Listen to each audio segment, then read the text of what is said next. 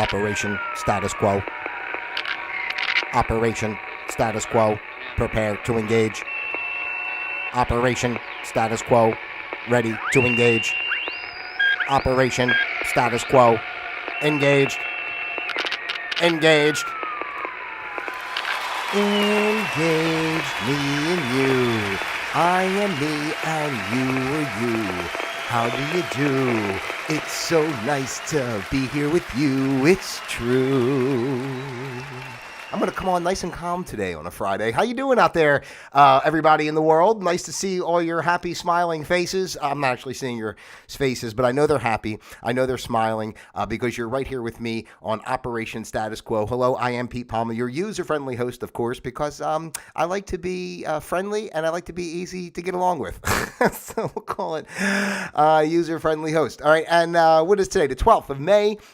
In the good year 2023, and hope everyone's doing well out there, getting ready for the weekend. And here we are at the end of the week. Here we go again. Operation Status Quo, where we observe the status quo, we learn to flow with the quo, and of course, we create our own flow of quo, because that's the only way to go. Don't you know? All right. So anyway, I wanted to come on here today, quick one a little bit, and just, well, first of all, before I get into it with the Entitlement 42, I have to mention, I was just going through before I started, and it was just the funniest thing because someone commented on one of my other videos and said, I thought this video was supposed to be about such and such. I watched 10 minutes. Is you going to get to the point or whatever? And I'm thinking, listen, if you're waiting for me to get to the point, you're on the wrong channel. I had a story to tell. I told the story. The whole video is only about a half hour. If you went 10 minutes in, don't you want to wait to see what happens at the end? Isn't it worth it? You don't walk out of the movie till the very end, even if it sucks. You still want to see how it plays out. So this person, Moon something, I apologize that you felt that you had to wait so long for me to get to a point. But if you decide to come back and watch any further episodes, just skip through like every couple minutes till you hear something that resonates with you. Because I do eventually get to a point. But you see, the point of this program essentially is, we talk about stuff and we have points. But anyone who follows on a regular basis knows that we don't take anything too seriously. There's really nothing to take so seriously. Life is just happening the way it's supposed to happen. And this show is supposed to be a place where we can just come together, like-minded people, and be able to share ideas and thoughts and such, and not have attachment, not get all worked up, mad, who's right, who's wrong, good, bad, and all that type of stuff. We observe. That's all. We just observe what's going on with life, and then we try to just look at ways of how we can empower ourselves to live the best life that we can live while we mitigate all the goofy circumstances that are, around us in this life.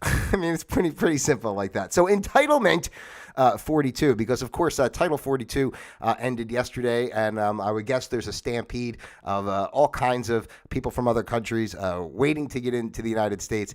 This is why I brought this up today, because first of all, this border issue, this isn't anything new, right? This has been going on for how many decades, really, back and forth over this issue. And the funny thing about it to me is, of course, America is the idea of, you come to a place where you find freedom, and we take any, you're weary, what do they say? Take your tired, weary, I don't know, whatever, downtrodden, everybody, come on in, let's take your tired, weary, downtrodden, poor, the worst that we can find. Let's go out and just get the worst. No, I'm only teasing. That's not true, because that's not true. But although, Operation Paperclip, where after the end of World War II, they did it a nicer way. They brought all the German scientists and such and doctors over here to America to continue, the Nazi regime under a new guise, but they brought all the smart people in that way. But in this case, they do things a little bit differently when it comes to the border. But I'm not criticizing, because first of all, I don't even believe the way they say what it is, of what's going on, because nothing in our mainstream news is really true anyway. There's no, I'm just going back to everything we talked about before, in general, as I've been saying on this program, about our current administration and just the political structure as it is. It's all just a farce and a facade.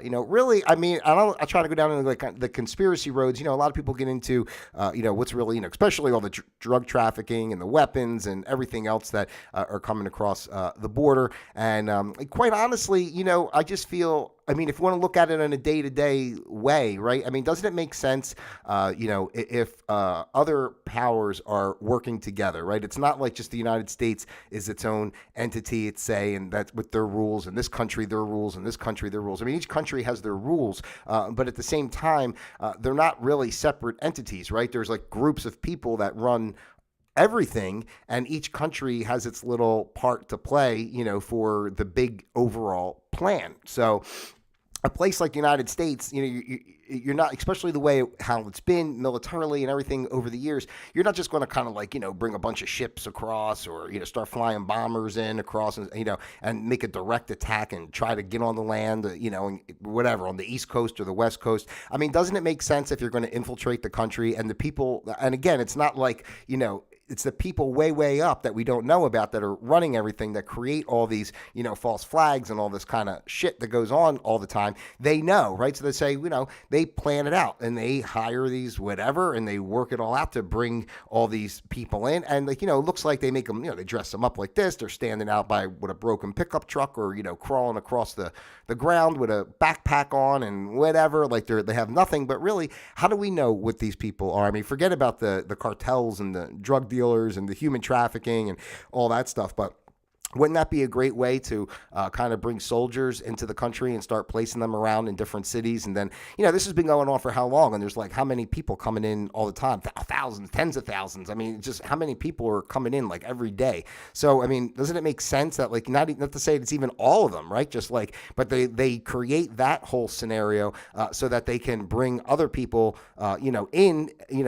undercover in a sense. So, I mean, to me, that's how I see it. Like, I feel that personally our country is totally being infiltrated, and they know America is a pretty what was I going to say, like they're pretty intense on their gun ownership here, Americans. So they know a lot of people here are have weapons and such, and they're not just going to come in here off the coast and all of a sudden they're making an attack. But if they do it over time, over maybe it's been going on for all these decades, or even over the last couple of years, they just keep bringing them in, and they put a group over here in this city, put a group in that city. When the day comes where they flip the switch, then boom, they're activated, and you got like all these. You don't even realize that there's this building that you thought was housing whatever. It's got like tanks and jets, and they're ready to bomb the crap out of us. Yeah, maybe.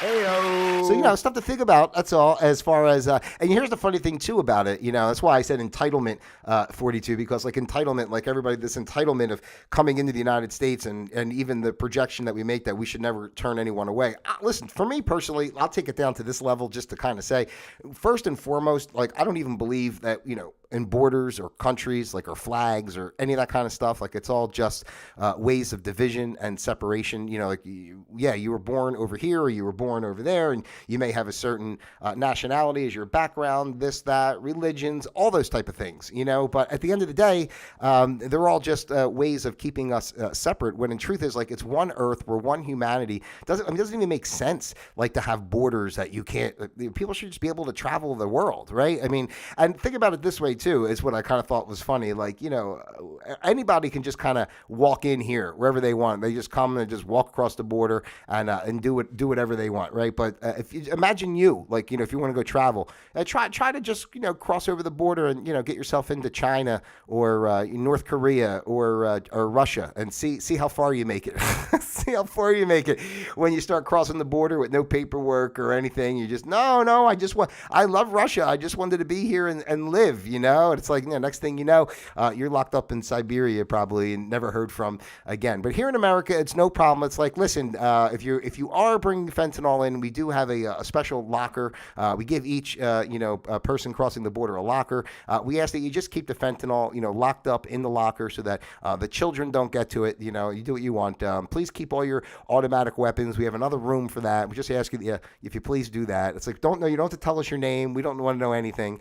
It's just, but honestly, I know I'm bringing it up because it's just like it's like the story of the day type thing, and it's really just a symptom of everything else. And what do we talk about here on this show? We talk about empowering ourselves. We talk about seeing the bigger picture. So I wouldn't say it's something to be fearful of. I mean, it's really just another step in the collapse of our mainstream system. I mean, there's no way when you think about it how we're supposed to sustain. I mean, that's one of the things I think of too when you really start thinking about the numbers of the people that are coming in. Like, how do you even sustain those numbers of what you might need food wise or anything else to for the people that are coming in? It doesn't make any sense to me either. It's like at some point, and you see what's going on in the economy, as far as inflation and the food prices and everything else, and the Americans themselves, suffering, trying to square things away, and now you're flooding more burden on the system in.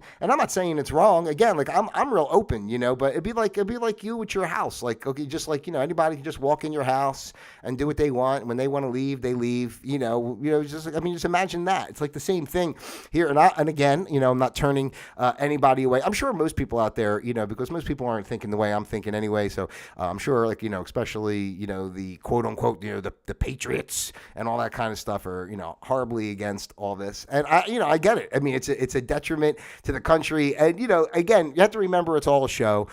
You got an administration that's never really even been down there. You got the cackling Kamala supposed to be in charge of it, and she don't even know what the hell's going on. She barely knows her name.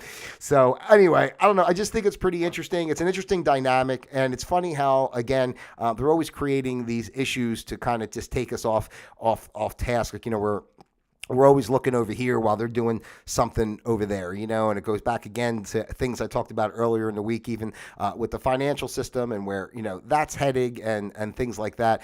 And it's just, it's just bigger. There's bigger things in the works here. And unfortunately, every empire, does collapse, and we're really at the end of the road for America in the way that it was that we've known, at least our generations, our recent generations, especially since, World War II. So, all these other countries are working to kind of disassociate themselves with us. And I don't see a lot of help overall. I mean, what we got, I know Biden did, he met with was it Trudeau or whatever from Canada.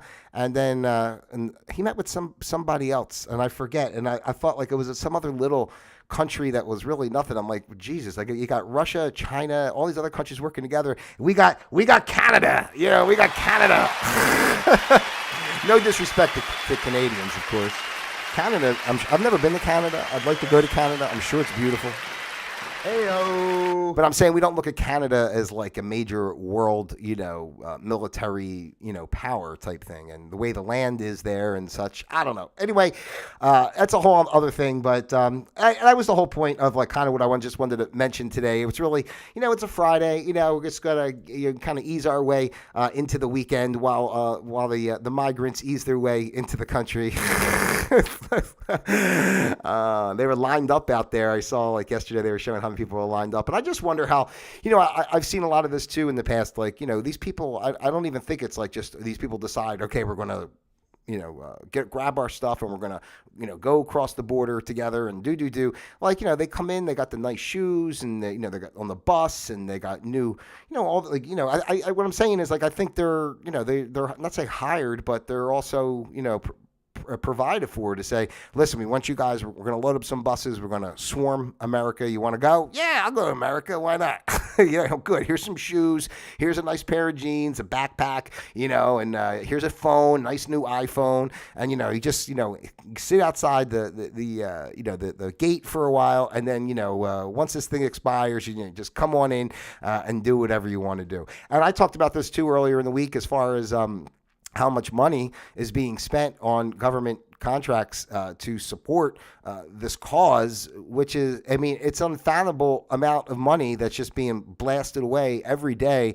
And again, it's not about like turning people aside. But let's be realistic here of like what's going on. There's no way that this many people. What's everybody? Not for anything. What's everybody coming here for? I mean, I know everybody thinks America's the greatest, but have you been seeing what's going on in America for the past couple of years? It's like all the cities are trash. But again, I mean, the cities have turned into trash because it's been done on purpose. The wonderful cities like San Francisco, New York, Philadelphia, even Chicago, just like cities that were so prominent now are just basically being trashed. And I think they said even in New York, their capacity already, they're already over like 76,000 something people that they have that have, from coming over the border that have been sent to New York, and like they're at capacity, Chicago's at capacity, everybody's at capacity, So I don't know. I mean, I don't even know how do you sustain it. It's like being in a lifeboat, and it only takes so many people can fit in the boat, and eventually the boat's going to sink or capsize or whatever. It just takes that one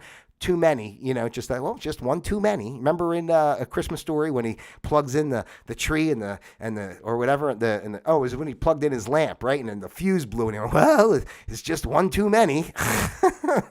And that's all it takes, one too many.